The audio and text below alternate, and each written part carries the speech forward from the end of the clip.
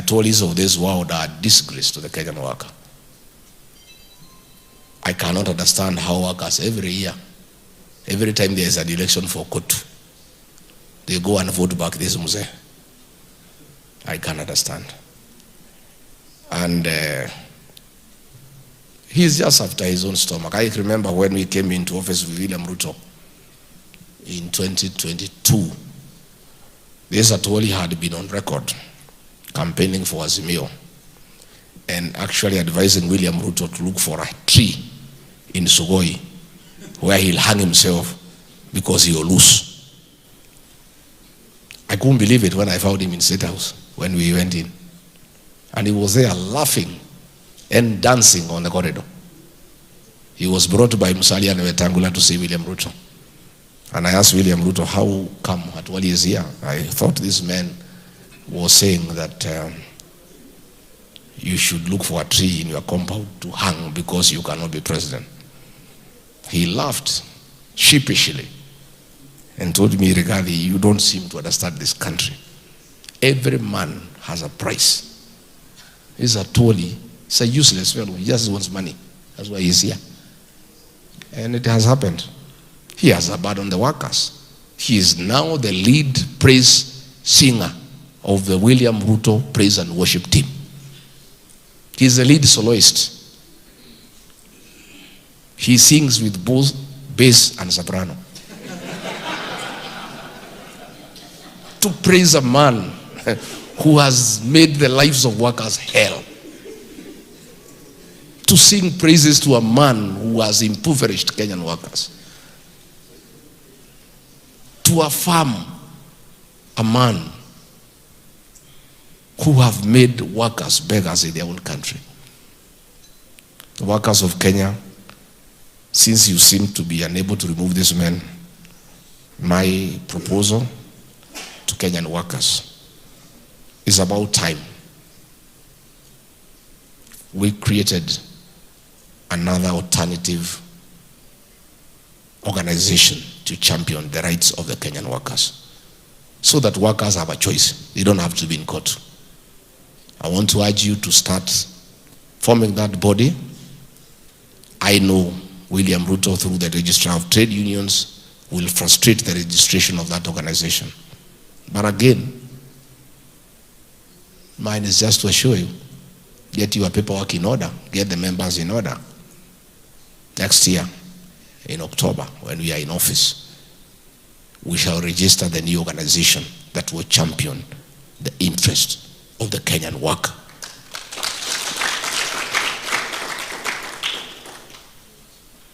So today I don't want to talk anything outside the workers.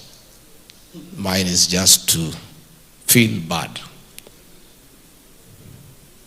of the shame our country continue being subjected to internationally. You know the embarrassment we have faced as a country because of rebel leaders in Sudan being accommodated here in Kenya and being given diplomatic passports, where Kenya, in exchange of gold, is giving arms to RSF in Sudan that are used to kill women and children in Darfur. Internationally, we are very embarrassed. But the embarrassment of the Kenyan nation yesterday in Tanzania is very painful. William Ruto has launched fake projects here in Kenya. He keeps announcing projects that do not exist. The man has become so bold that he is now announcing non-existent projects in a neighboring country. You know, it's so embarrassing to our country that a president from Kenya goes to Tanzania to announce that there will be a project in Tanga for oil refinery when the president of the country is not even aware of such a project. You know, it's a kind of insolence, impunity. You know, he has lied to Kenyans so much that he has no qualms about going to lie to the people of Tanzania.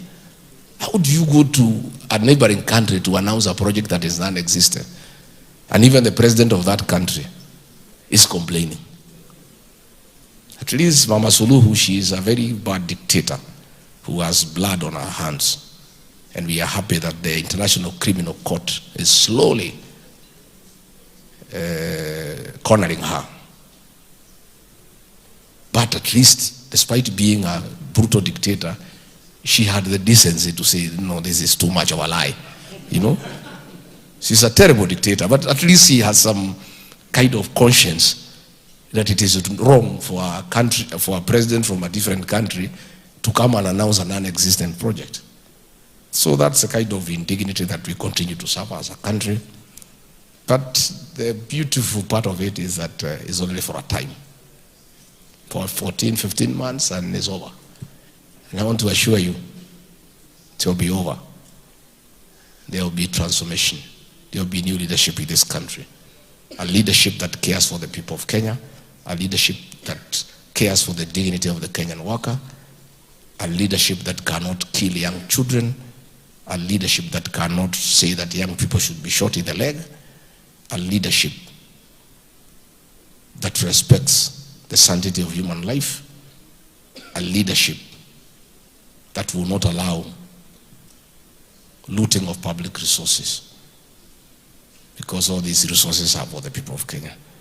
So mimi nimeshukuru sana, and I want to tell wafanyikazi wote tutatembea pamoja. Tutatembea pamoja. Mimi si ati mimi niko kazini. Ni mshahara peke yake sina, lakini niko kazini. I have work to do. I have work to do. And I'm working very hard. I don't sleep. I have work to do. I'm a man on a mission. I must correct the mistake that I made. I am highly responsible for misleading the people of Kenya to elect William Ruto. I mobilized millions of supporters to elect him. He deceived me and deceived the people of Kenya. I must therefore play an even bigger role in correcting the situation, because that is what fairness is all about. If you play a very active role in creating a mistake and you realize that that mistake has been created and many people have suffered as a result, you have a responsibility to play an even greater role in correcting that mistake. That is the kind of passion that I have, and a responsibility to the people of Kenya.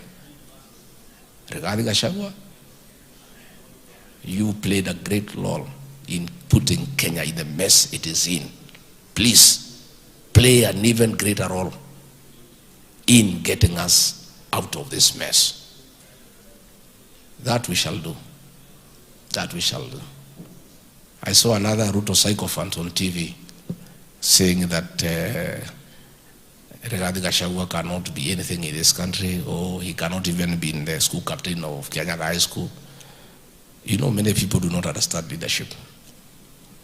There are many types of leadership.